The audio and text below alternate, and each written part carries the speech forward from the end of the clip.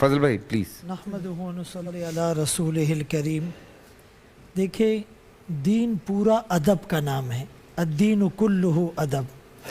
با ادب با نصیب، بے ادب بے نصیب. کسی عام انسان کی بے ادبی اور توہین کرنا بھی بیت اللہ کو گرانے سے بڑا گناہ ہے. لیکن دونوں جہانوں کے سردار، آمنہ کے لال عبداللہ کے نور نظر محمد مصطفیٰ احمد مجتبیٰ صلی اللہ علیہ وسلم، آپ پر ہماری جانیں، ہماری اولاد، ہمارے مال، ہماری ڈگریاں، عہدے، پارٹیاں، حکمران، سب کچھ قربان. اس آقا کے سامنے اور ان کے روزے میں اس طرح کا شور شرابہ کرنا، نعرے لگانا، تانے دینا، یہ تو میں کہتا ہوں کہ پتھر دل بھی جو ہے وہ اس پر رو پڑے. غم وہ کہ لہو کر دے اندر سے ہمارا دل، ہم وہ کہ پگھل کر بھی آنسو نہ نکلنے دے. قرآن کریم میں ایک موقع پر کہا ثم قست قلوبکم من بعد ذالک فہی کالحجارہ او اشد قسوہ. تمہارے دل پتھر کی طرح بلکہ اس سے بھی زیادہ سخت ہو گئے ہیں. جب ایک دیہاتی نے دور سے واہ محمدہ کی آواز لگائی صلی اللہ علیہ وسلم، اللہ کریم نے عرش سے جبرائیل امین کو بھیجا، لا ترفعوا اصواتکم فوق صوت النبی ولا تجہروا لہ بالقول کجہر بعضکم لبعض. اپنی آوازوں کو نبی کی آواز پر اونچا نہ کرو. اپنے ایک دوسرے کو جیسے پکارتے ہو نبی کو ایسے نہ پکارو، ورنہ تمہارے سارے اعمال ضائع ہو جائیں گے. تمہاری نمازیں، تمہارے روزے، تمہاری زکوٰۃ، تمہارے حج، تمہاری تبلیغ، تمہارا جہاد، تمہارا صدقہ اور خیرات، تمہاری دعائیں، تمہارے شب قدر کی عبادتیں سب رائے گا جائے گی. یہ تو وہ در ہیں جہاں سانسوں کا شور بھی بے ادبی ہیں. ہم نے اس سے پہلے بھی ایک ویڈیو دیکھی تھی، لوگ روضہ رسول پر باب السلام سے انٹر ہوتے ہیں اور موبائل اور سیلفی آن کر دیتے ہیں اور پھر روزے کی طرف پشت کر کے یہ اپنی سیلفی بنا رہا ہے.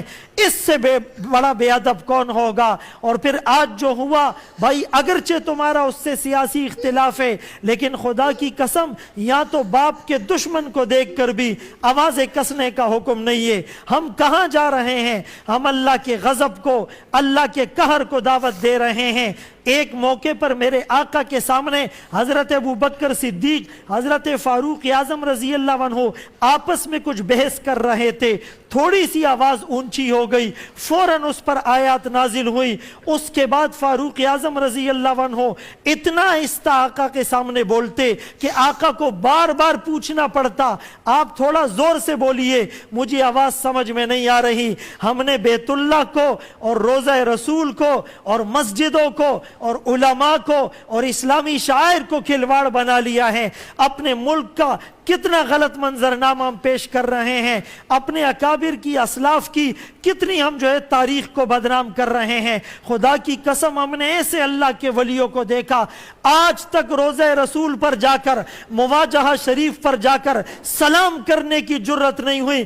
کہاں ہم گناہگار جس کی آنکھوں سے زنا ٹپکے، جس کے کان موسیقی کی پیپ سے بھرے ہوئے، جس کی زبان جھوٹ بولنے کی مشین، جس کے ہاتھوں سے تکبر کی بو آئے، جس کی گردن اکڑی ہوئی، جس کا دل اور دماغ گناہوں کا پروڈکٹر بنا ہوا ہے. ابو بکر، عمر، عثمان نام رکھ کر شراب پینے والا، زنا کرنے والا، قتل کرنے والا، رشوت لینے والا، سود کا لین دین کرنے والا، ملاوٹ کرنے والا، جھوٹ بولنے والا، جھوٹی قسمیں کھانے والا، جھوٹی قسمیں کھا کر مال بیچنے والا، عیب چھپا کر مال بیچنے والا، تانے دینے والا، فاطمہ، سمیہ جیسے، عائشہ جیسے پاکیزہ نام رکھ کر عورتیں بے حیائی اور بے پردگی کرتی ہیں. لیکن اس سے بھی بڑا گناہ یہ ہے جو آج روضہ رسول پر ہوا. وہ لوگ کبھی سامنے جانے کی جرت نہ کر سکے. ہم نظریں ملانے کے قابل نہیں، ہم آنکھیں ملانے کے قابل نہیں. وہ پیچھے جو گنبد کا حصہ ہے وہاں سے سلام پیش کرتے تھے اور ہم قریب جا کر آقا کو تکلیف دے رہے ہیں.